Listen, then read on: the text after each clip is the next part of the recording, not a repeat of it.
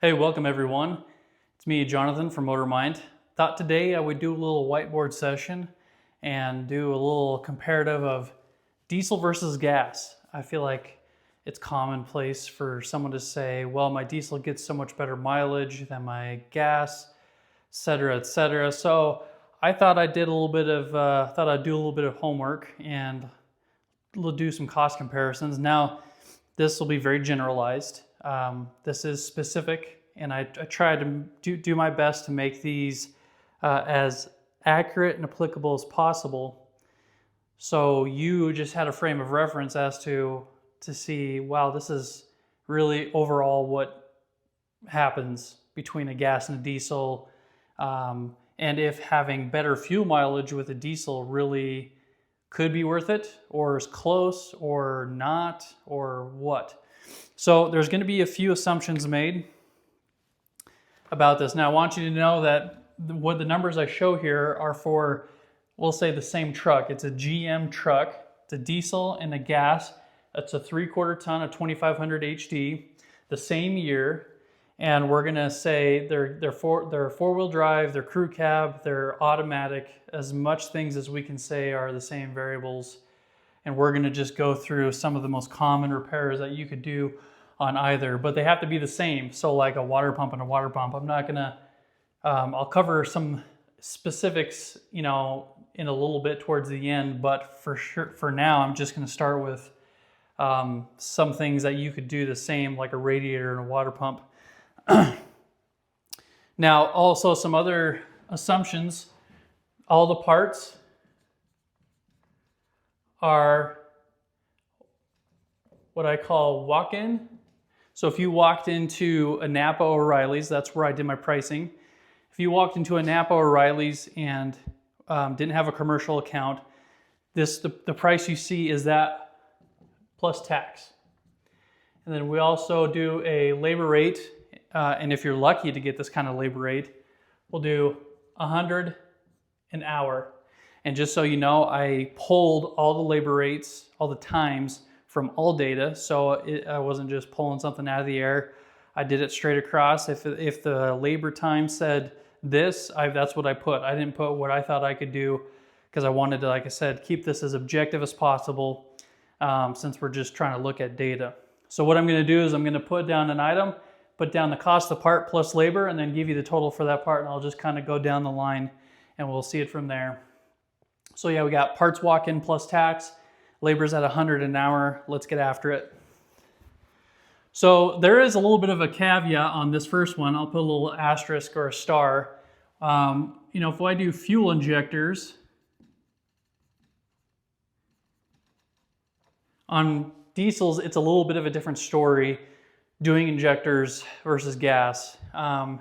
So we will give that kind of a caveat, but you could easily still do a set of injectors in a gasoline truck. And I'm just gonna say, we're gonna say, one more thing. Trucks are at 100,000 miles, no warranty. They're out of warranty. So let's say this is from 100,000 miles up to 250,000 miles. That's kind of what we'll look at. So everything you're paying for is out of pocket. There's no warranty and so forth. So cost for injectors, and this would be an injector kit. This is injectors plus valve cover gaskets and feed lines that you can buy. I price these as stock injectors from Industrial Injection. They might be in-house reman, which is pretty common nowadays. So the cost of the kit is $3,082, again, after tax. And then labor is 12 hours of labor. And so that'd come in at $1,200. So that'd put us right at $4,282 for injectors. Now on the gas, you could buy a set of really nice, like you say, OEM injectors. If you bought all 8,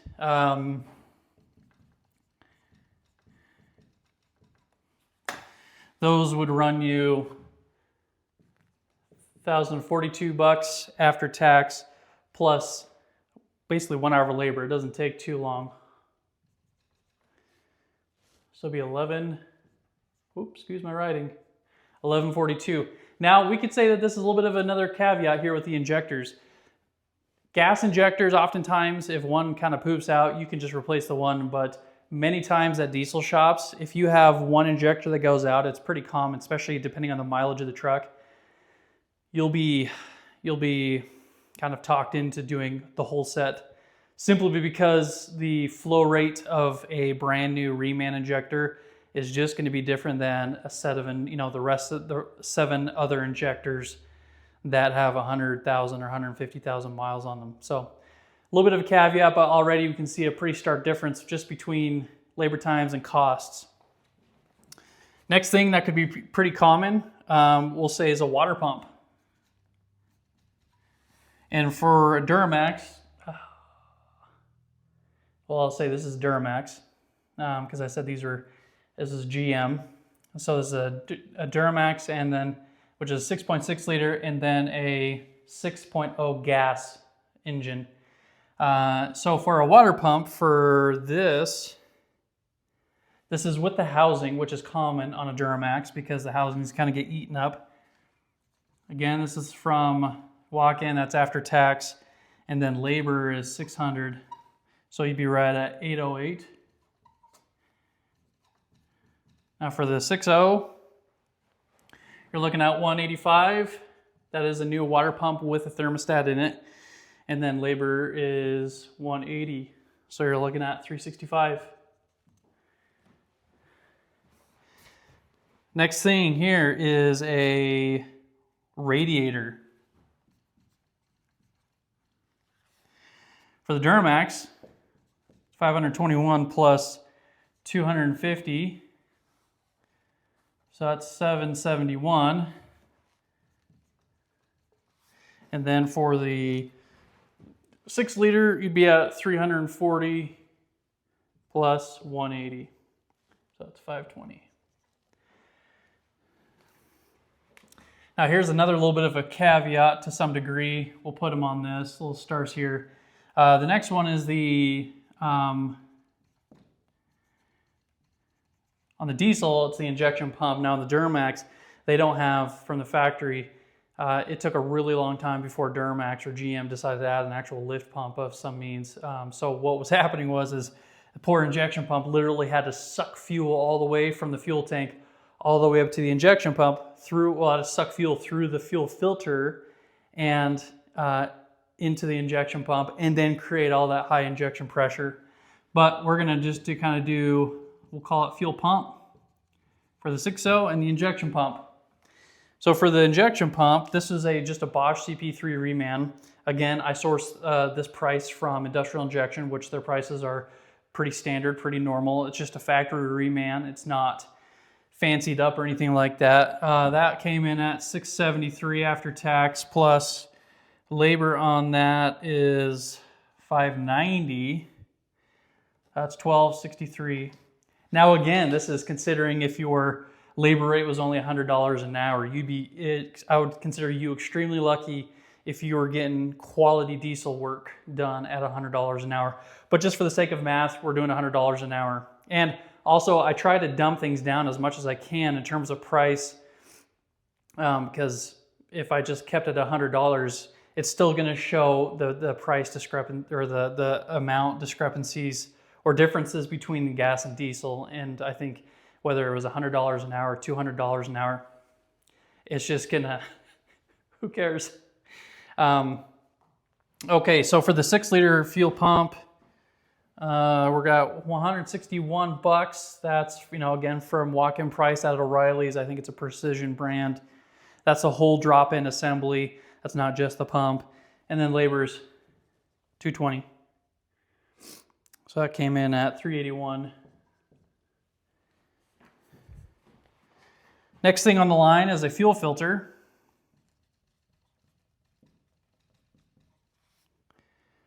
Fuel filter, good Wix fuel filter is 91 bucks. And then we'll say half an hour, it calls for half an hour. So that's 141.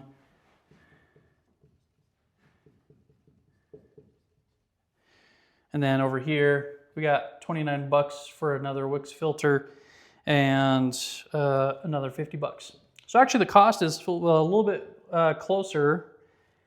Now, here's the interesting thing. I looked up what the interval is for between these two.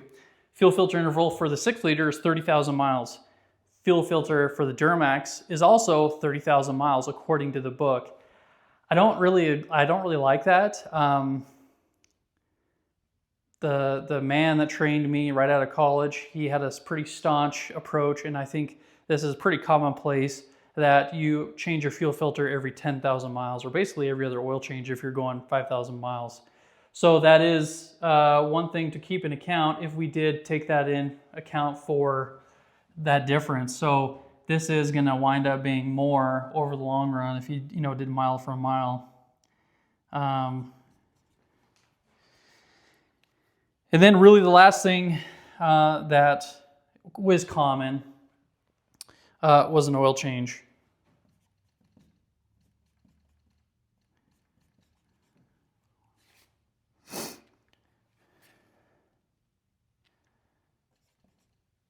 Another Wix brand. I'm a big fan of Wix, in case you don't know or haven't figured that out.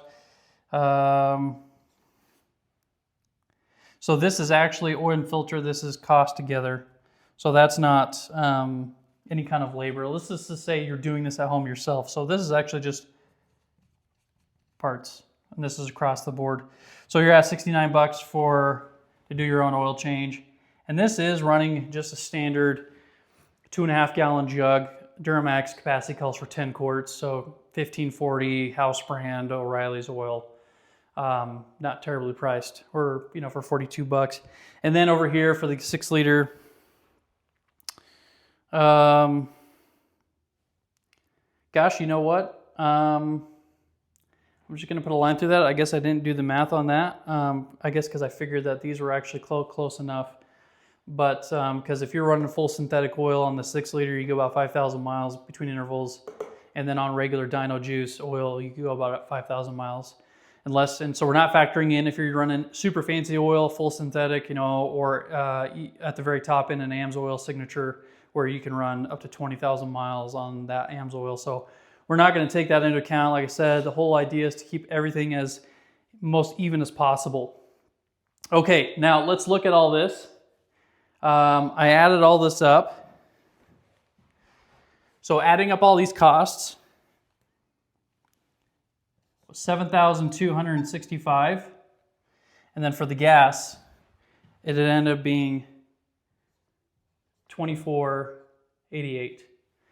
So that right there, you can tell is a pretty significant cost difference. Now, I got to say, this is no guarantee.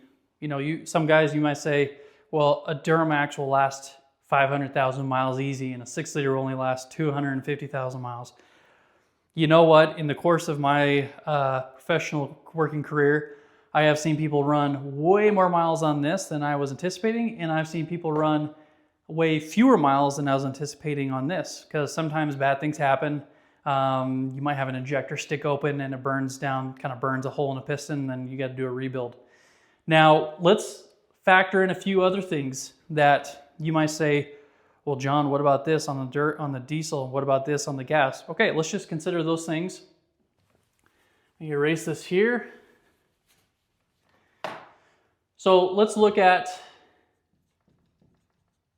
just throw out some things that the one has but not the other, and vice versa. So on the diesel, both trucks have exhaust manifolds, but the diesel has up pipes. And those are the pipes that run from the exhaust manifolds up into the turbo. The diesel also has a turbo. Let's see here, what else there? The diesel has a fuel injector driver module, so we'll call that a FICM, and has a fuel filter housing, which those can be known for leaking. If you know, you know. Let's see here. What are some other things that, glow plugs. Those are something else that are high demand. There's a lot of load put on them, and they tend to burn out over a certain period of time. They do last a pretty decent amount of time, but they do burn out. And so you do have to factor that in. Now let's just throw up some of the things with gas. What do we got? Spark plugs. We'll say ignition coils. There's 8 of those. There's 8 spark plugs. What else is there? Throttle body. Now these aren't, I wouldn't say these wouldn't be considered regularly occurring things, but these are things that need to be replaced at some point, and just it exists on this. Now on the really new diesels, they do have throttle bodies also. They were added, but it doesn't apply for this setup that I'm going off here. So these are some other considerations. Now, spark plugs, you could get yourself some really nice iridium plugs. You could go 150,000 miles. Ignition coils don't necessarily have a service life. When one goes out, the nice thing is you could do one at a time if you really wanted to. Throttle body, who knows? It depends on if it's cable driven or electronic. Glow plugs are always done, typically all of them at a time, unless you have one that kind of poops out prematurely. This is also hit and miss depending on a lot of variables. Typically what happens on a fuel filter housing on the Duramax is they start to leak, and so they don't hold prime.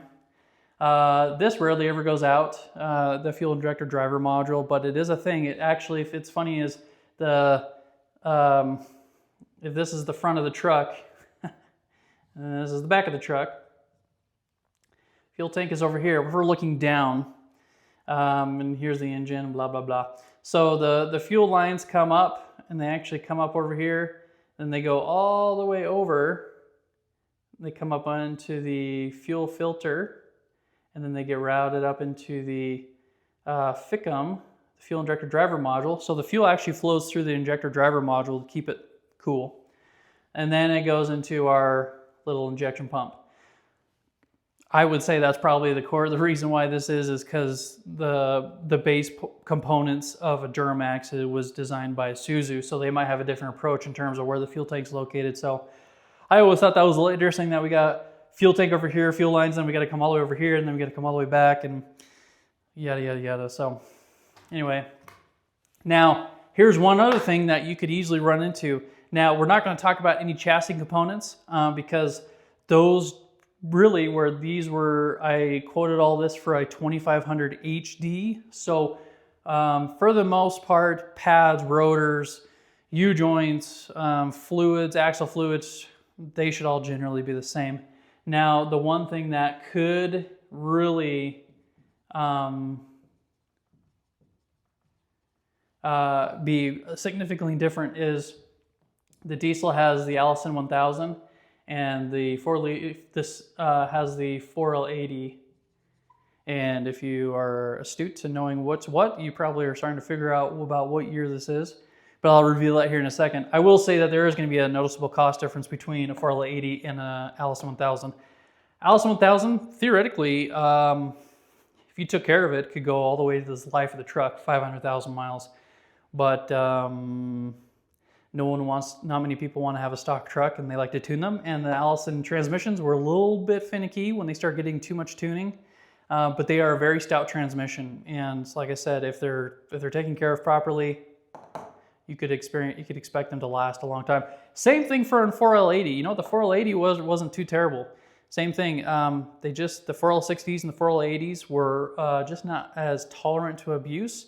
But the 4L80 was a little bit stout enough to kind of accommodate the power coming from a 5.3 or a 6 liter, or even I know in some of the setups, the 8.1 liter, some of them had a weird 4L85 if it was in a van, and then some of the trucks actually had an 8.1 liter, but it also had an Allison transmission, which would be pretty sweet.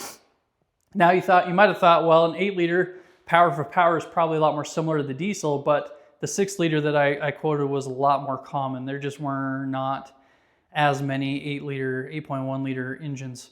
Now we look at these costs. I didn't get quotes on these, but and the labor times are probably going to be pretty similar, but you would be a noticeable cost. So we won't even calculate that because we're still trying to deal with this cost comparison here. Now what we're going to do is here in a minute, we're going to take a quick break. I'm going to erase all this, and we're actually going to calculate some fuel differences between running the national average in diesel and the national average in gas, and we're going to make a couple assumptions as to how much miles per gallon each truck would get. So hang tight, but before I do that, we're going to do our little grand reveal. So after looking at all this, you might be wondering, okay, what year would this be? Maybe it's a newer year. Well, that's false. It's 25 years old. I sourced all this information for a 2001. And so you might think, well, 25-year-old truck, price of parts should be coming down, not be too expensive. Well, not true.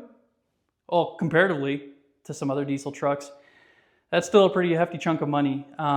The LB7 Duramax was kind of known for having injector issues. Now, I would say at this point in time, all those factory issues have probably been worked out through, updates and series. So basically any like industrial injection, anyone that's rebuilding injectors, you probably get a lot better service life out of another newer set of injectors. But if you abuse the fuel system, if you ran crummy fuel, weren't changing your fuel filters on time, you could still have that, an injector go out. And I kid you not, it is 12-hour labor, according to book time, to do injectors on these. It's not as much for labor on newer diesel trucks. It doesn't matter if it's Ford, Chevy, or Dodge, but it is significant. So hang tight. We're going to run some more numbers real quick, and I'll be right back. All right, and we're back after doing some quick number crunching. So here's what we're gonna make a few assumptions. Some of you might disagree with this, but in my experience, these are maybe some of the things that I've heard, as I've heard people that have either had one of these LB7 Duramaxes or a 6-liter, et cetera, et cetera. So what we're also going to do is we're going to kind of keep the playing field level. We're going to assume that the price of diesel and the price of gas is actually going to be the same. Now, we know it's not. Gas generally is always cheaper.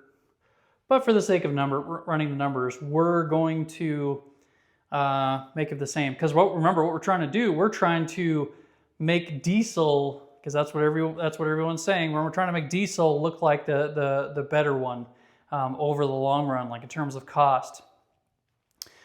And now we're also going to look at the national average in terms of miles driven. It ranges between 11,000 and 14,000, so we'll just cut it right down the middle. We'll say 13,000 miles driven. Okay. Now here's where I really guessed the most. Not guessed, estimated. We'll say and obviously between the parts usage and these, we kind of assumed usage was the same type of usage. Obviously, someone who has a 3/4 ton truck that maybe pulls a boat, a camper, some other odds and ends, we'll just say that's the kind of person we have. So, but they're driving the truck regularly. We'll say the majority of the time the truck is empty. They're not doing a real heavy towing or hauling stuff like that. So we'll say the fuel mileage on average is 16 miles to the gallon for the diesel and 10 for the 6-liter. So if we look at 13,000 divided by 16, that gives us 812 gallons in a year. And then with the gas at 10 miles a gallon divided by 13,000, that gives us obviously 1,300 gallons in a year. And you're going to say, ha ha, gotcha. No. So we'll multiply 812 times 350. That gives us 2842. And then times 350. That's 4550. So again, obviously you're spending more on gas, but now let's take into account this other stuff. What about our costs over here? Let's add those in. So we're going to add in our fuel costs and then also our parts costs. So remember that was $72.65. Added together, that gives us $10,107. And then add $24.88 over here. That gives us only $69.88.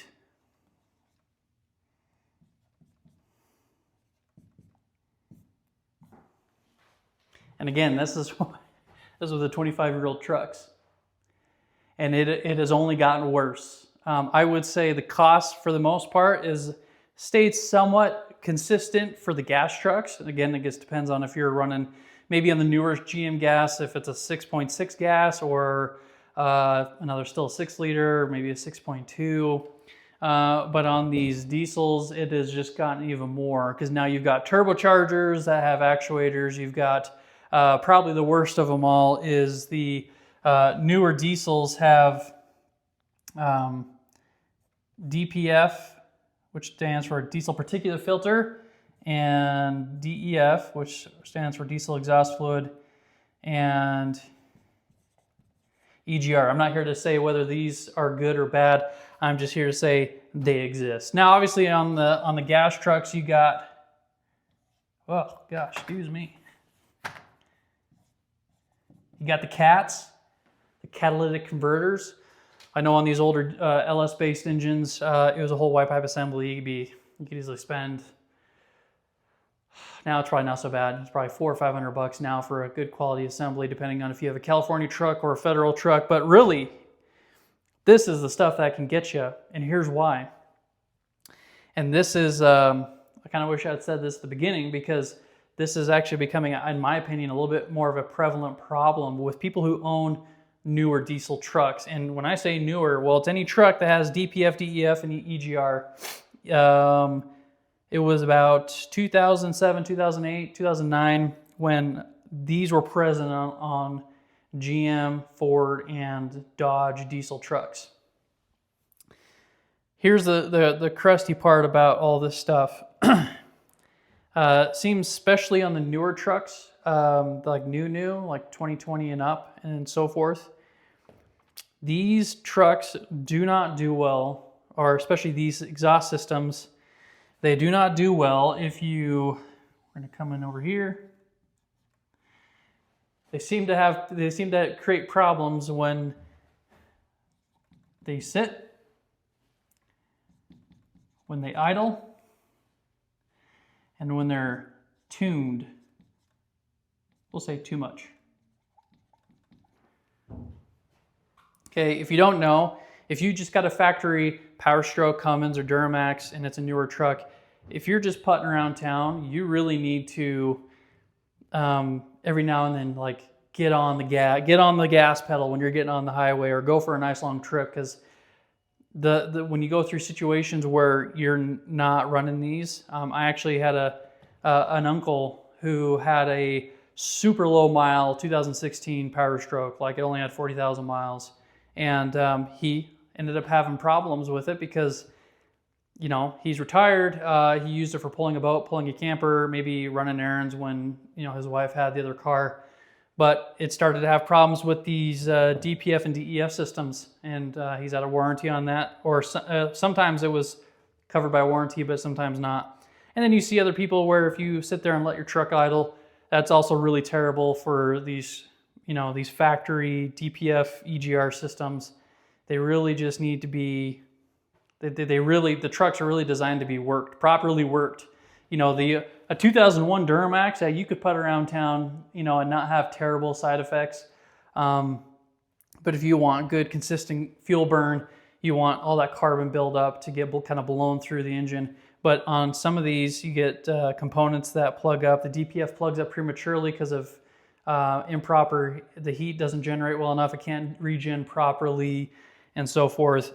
And we're also, some of you may have noticed, you have EGR problems because if you're not driving the truck hard enough, excuse me, In case you don't know, so DPF essentially is almost like a catalytic converter for a diesel system. And so exhaust goes through, it gets cleaned in this DPF filter. It uses diesel exhaust fluid to help with that process. And then at some point that filter kind of plugs up a little bit, so it does what's called a regen, which it by essentially dumps a ton more fuel in the exhaust, superheats the exhaust, and then incinerates all that soot buildup only just to go out the tailpipe. Does that sound a little odd? It does. EGR, what happens here is to help reduce with the presence and creation of nitric oxides. Nitric oxides? Nitrogen oxides. If the cylinder temperatures get too high, then nitrogen oxides can get formed, and those can be problematic for health reasons.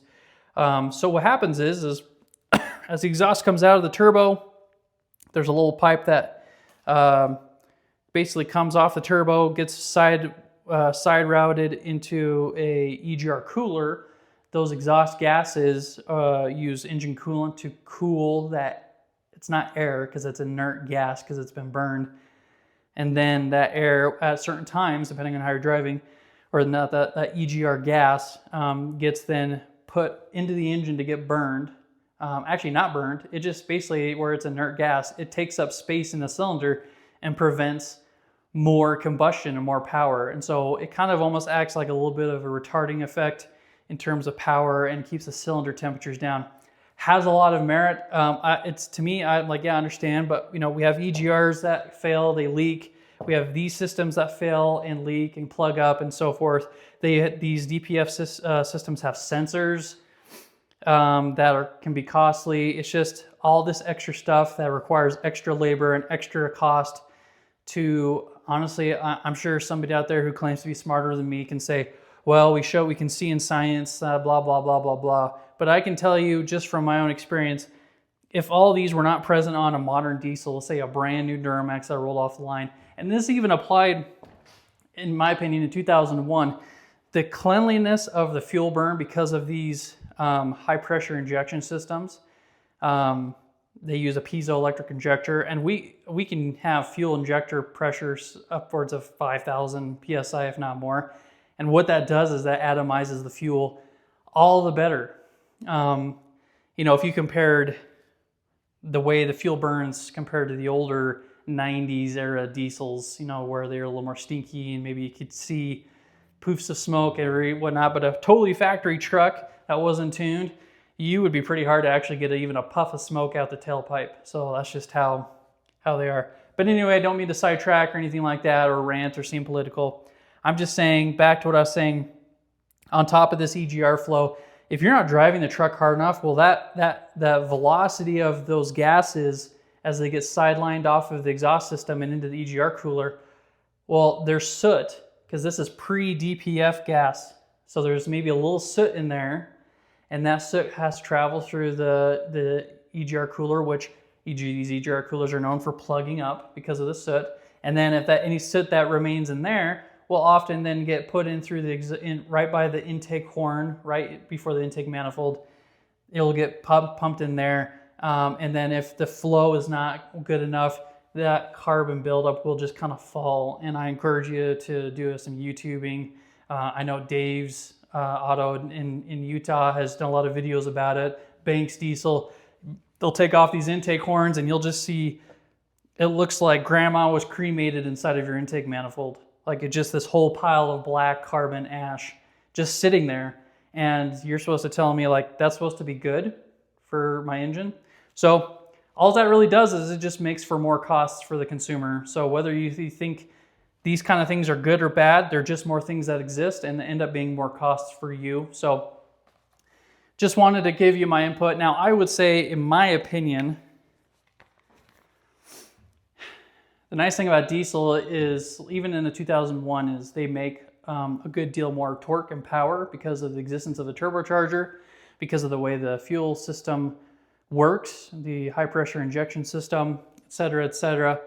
But I would actually, if you say, John, you need to go out and buy a gas truck right now, it doesn't matter which one you buy, I would be okay going out and buying a Ford 7.3 gas, the Godzilla motor, because now it comes with a 10-speed transmission. And I know the Fords and GMs are having a lot of issues with those 10-speed transmissions, because if you didn't know, Ford and GM got together and made their own transmission, probably because the government was demanding that the efficiency numbers are going up, so they kind of had no choice but to get into bed together.